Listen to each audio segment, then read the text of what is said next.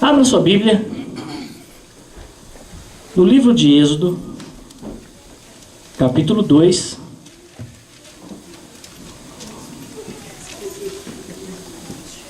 Louvado seja Deus. É o segundo livro da Bíblia. Êxodo, capítulo 2, o verso 15.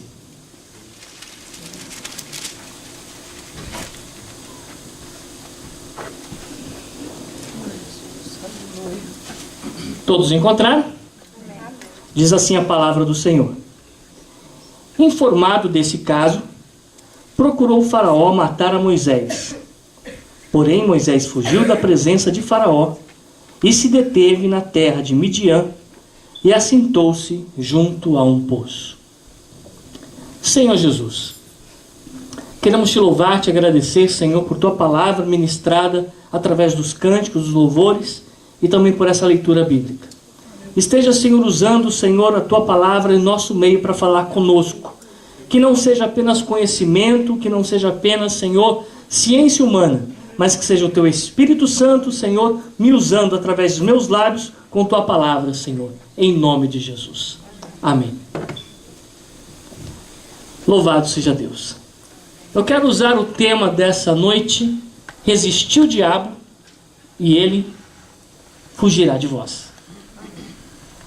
Ah, pastor, mas parece que o tema aqui é diferente. Não é bem isso que o senhor leu. É Moisés fugindo de Faraó, que supostamente representa o inimigo. Faraó representa provavelmente o próprio diabo, porque o Egito significa opressor, aquele que oprime. E Faraó, sendo o rei do Egito, tem o símbolo então daquele que oprime o povo de Deus. É o próprio diabo. E como que o senhor vai usar o tema resistir ao diabo, ele fugirá de vós, se é Moisés que representa o povo de Deus que está fugindo de Faraó? Não se preocupe, nós vamos chegar lá. O que eu quero aqui que vocês prestem atenção em uma situação que eu venho pregando durante um tempo aqui. Êxodo 2 é rico com várias passagens marcantes e importantes. E hoje eu quero pegar algumas palavras importantes desse texto. Primeiro vamos lembrar um pouco da situação com que fez Moisés fugir. Moisés tinha feito uma coisa errada. Tinha. Só que no conceito de Moisés, ele estava tentando fazer a coisa certa. E nessa tentativa de acertar, ele errou. Quantas vezes acontece isso conosco? Na tentativa de fazer a coisa correta, na tentativa de fazer as coisas tudo direitinho, acabamos fazendo errado. E como é triste, não é? Pesa na nossa mente, poxa, mas eu estava tentando fazer a coisa certa. E por que deu errado? Eu lembro uma vez que eu resolvi fazer um bolo. Baixei da internet uma receita, eu vi uma foto bonita, falei, é essa aqui mesmo. Eu vou fazer esse negócio, vai ficar mais bonito que essa foto. E comecei, coloquei os ingredientes, separei tudo certinho, segui à risca o que estava falando lá. Pelo menos nas medidas. Só que a gente sempre esquece alguma coisa no modo de preparo. Ou eles esquecem de escrever, ou a gente esquece de ler. Porque nunca fica igual, não sei porquê. Fiz tudo. Coloquei no forno. Quando eu desliguei o forno, no tempo que estava marcado lá, tantos minutos, tanto de calor, tudo certinho. Segui ao pé da letra. Quando eu abri, eu olhei dentro do forno e falei, não é isso daí que estava na forma. Parecia uma sola de sapato. Eu falei, mas eu tenho certeza que eu fiz tudo certo. E por que deu errado? Vi aquele sentimento de frustração. Junto com isso vem a raiva, porque você tem a certeza que fez tudo certo.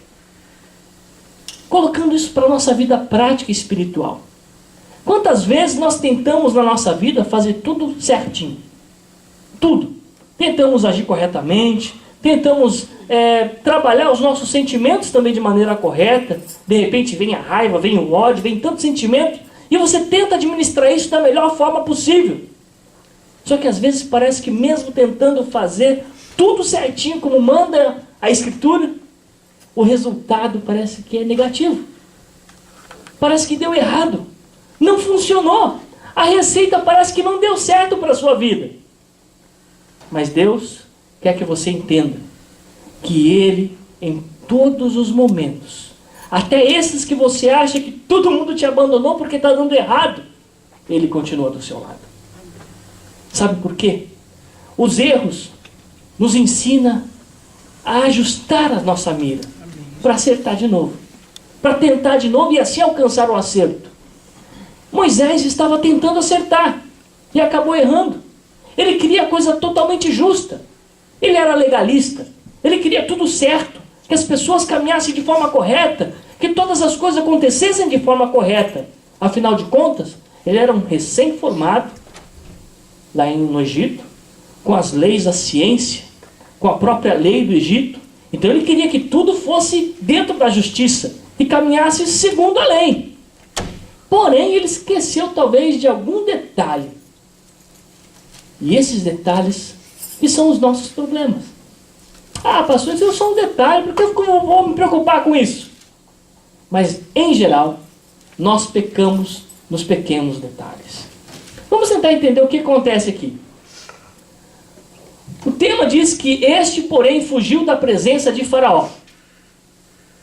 Até aquele momento, até o inimigo não descobrir o que Moisés estava querendo fazer ou tentando realizar, Moisés não incomodava nada Faraó.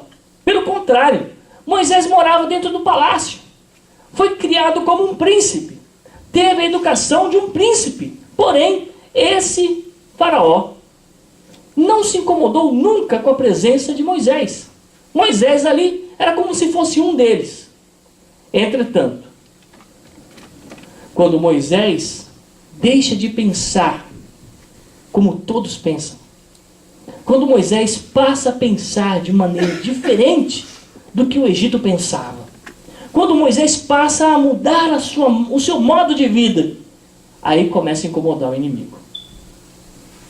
Olha para o seu irmão e fala assim: o inimigo só se incomoda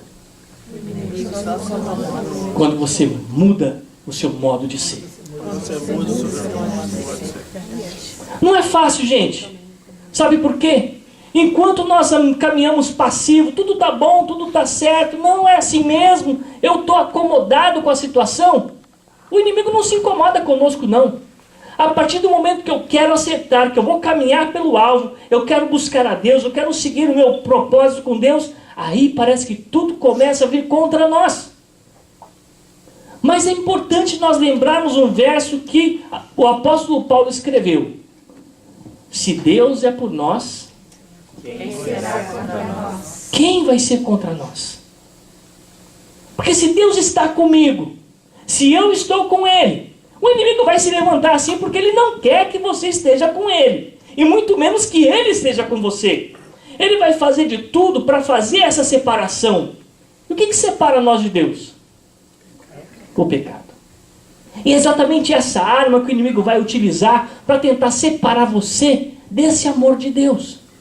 Você falha aqui, erra ali, aqui você de repente tem um deslize, ali você tem outro deslize, a situação fica complicada, a situação fica difícil, parece que tudo perde o controle. Você perde o controle de todas as coisas, não consegue mais estar na direção da situação. Tudo isso porque o inimigo quer separar você de Deus. Olha para o seu irmão de novo. Hoje eu vou fazer você olhar bastante para o seu irmão. Eu sei que muitas vezes você pode achar ele até meio feio. Não se preocupa não. Ele é lindo no Senhor, é linda no Senhor. Então olha para essa pessoa que está do seu lado e fala assim: o inimigo quer te separar de Deus. Mas nós não vamos deixar. Ah, pastor, mas eu sou fraco. Eu não tenho força. Meus irmãos, o apóstolo Paulo de novo fala assim, ó: tudo posso naquele que me fortalece. E quem que me fortalece?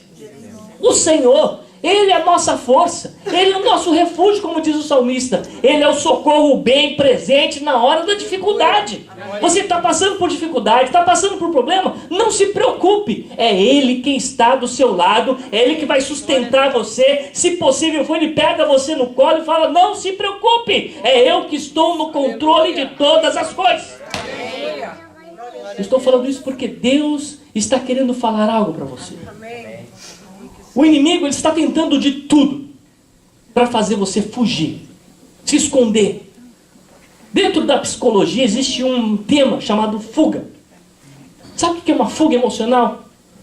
É quando você se esconde atrás de alguma coisa para tentar fazer de conta que aquilo não está acontecendo.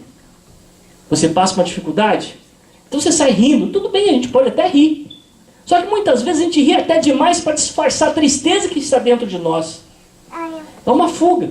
Não é que a gente tem que ficar chorando à toa também, não é isso. Mas muitas vezes nós vivemos atrás de máscaras que nunca tiramos.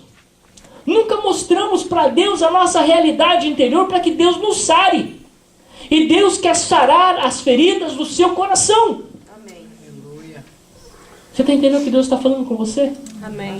Deus quer curar as feridas do seu coração. Amém. Amém. O que tem a ver isso, pastor, com resistir ao diabo e fugirá de vós? Tudo. Porque o inimigo só precisa de uma brecha. Só um espaço pequenininho para trazer um grande problema. Para trazer grandes confusões. E ele começa atacando os nossos sentimentos. Ele começa atacando as nossas emoções. E essa emoção, essa confusão começa a acontecer aqui dentro da nossa cabeça. Às vezes não aconteceu nada ainda à nossa volta. Mas ele começa a jogar pensamentos. Ele começa a jogar ideias, sentimentos. E sem querer aquilo agarra em você. Porque você por dentro não está bem. Porque você não chegou para Deus e falou: Deus, olha como estou aqui dentro. Às vezes a gente fala. Mas a gente não permite que Deus venha realmente tratar na nossa alma. E Deus, como eu disse, quer curar as feridas do seu coração. Amém. Moisés provavelmente estava já chateado em ver o seu povo escravo. Ele queria uma solução para aquela situação e não sabia como. Ele nem sabia de fato se Deus iria ouvir o seu sentimento. Então o que ele faz? Ele sai nessa situação tomando atitudes que vinha na cabeça. Fazendo a justiça com as próprias mãos.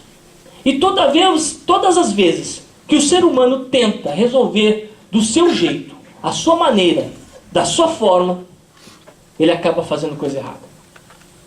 É ou não é? A gente está com um problema. A gente sabe que é difícil de resolver. Ah, não, mas eu vou resolver do meu jeito. Ih, meu Deus, então pode esperar que tem bomba. E vem mesmo. Sabe qual é a nossa atitude? Está difícil? Está complicado? Está doloroso? Não resolve do seu jeito, não. Deixa Deus resolver do jeito dele. Amém. É a melhor forma possível. Tudo bem, você fala assim: ah, mas eu já fiz a coisa errada, pastor, e agora? Não se preocupe. Moisés também já tinha feito. Não tinha mais como voltar atrás. Não tinha uma maneira de desenterrar o morto lá que ele enterrou na areia e falar, colocar a vida dentro dele de volta, falar, volta a viver de novo. Moisés não tinha condições de fazer isso. Ele já tinha praticado o mal que não devia ter feito. E o que fazer agora? Ele fugiu. Não tinha outra escapatória. O inimigo levanta quando percebe essa nossa mudança. Moisés queria mudanças. Moisés queria uma reforma. Moisés queria um renovo na vida dele. Não só na dele, mas daqueles que estavam à sua volta. Ele queria que Deus fizesse algo, que alguém fizesse algo. Ele tentou fazer com suas próprias mãos e deu errado. E quando o inimigo percebe que Deus está levantando, incomodando pessoas para que comece a correr atrás dessas mudanças, a primeira coisa que ele faz é te perseguir. Sabe com o quê? Eu já falei que é com ataque emocional e vai trabalhar no seu coração e nos seus sentimentos. Mas a pior coisa que existe é quando ele começa a travar dentro de você uma batalha e começa a jogar dentro do seu coração sentimentos de culpa. Ah, se eu tivesse feito isso. Se naquela época eu tivesse feito aquilo. Ah, lá no meu passado eu fiz isso, então Deus está me cobrando aquilo. Ah, porque eu fiz aquilo, então Deus está me cobrando isso. A situação está me cobrando isso. Eu estou pagando o preço. Meus irmãos, para um pouquinho aí. Chegou a hora de nós mudarmos a nossa maneira de pensar. O inimigo não pode controlar aquilo que Deus tem prometido para nós. Nós temos que dar um basta nessa acusação que o inimigo tenta fazer e tomar posse daquilo que Deus quer resolver na sua vida. Amém. Sabe por quê?